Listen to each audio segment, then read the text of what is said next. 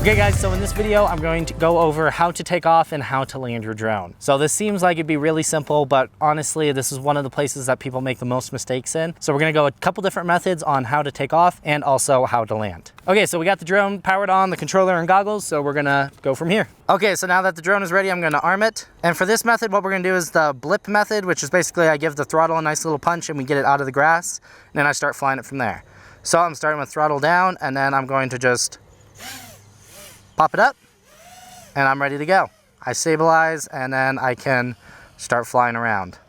So now I'm gonna show one of the landing moves you can do. And basically this is if you're flying around and you're coming in and you have a nice open spot you can come in towards and land. You might want to kind of do what we call a circle landing. So basically you kind of get in position where you want to be and you kind of circle around close by and allow your momentum to kind of be taken away by the circling action. So then when you come in, you're flying low and slow and you can bring it in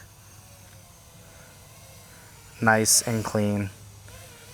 And then as you're coming in, just slowly drop the throttle and disarm. Now for the second takeoff, I'm going to arm the drone. And for this one is probably going to be a little bit more comfortable for people. I'm going to slowly raise the throttle as well as pitch forward just a little bit so that I can easily come out of the grass. So I'm going to give it some throttle and pitch forward just a little bit. And I'm just going to take off nice and easy. This gives you a little more control when you first take off than the blip method because you can actually have a controlled liftoff instead of just, knocking it into the air and then trying to balance it from there. I'm going to come in, and this is just going to be a straight in. So I'm going kind of fast, and then basically I can pull back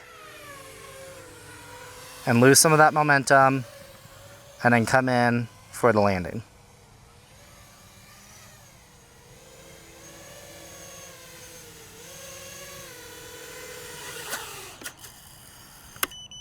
Okay, for this third takeoff, we're going to do kind of the same as last time, but we're actually going to take off really fast with the pitch forward. So I'm going to arm the drone. So basically, I'm going to punch the throttle out. So that's a little bit more of a blip, but I also pitched it forward. So I basically took off with the blip on a longer stretch. That way I could keep it stabilized as I was coming up.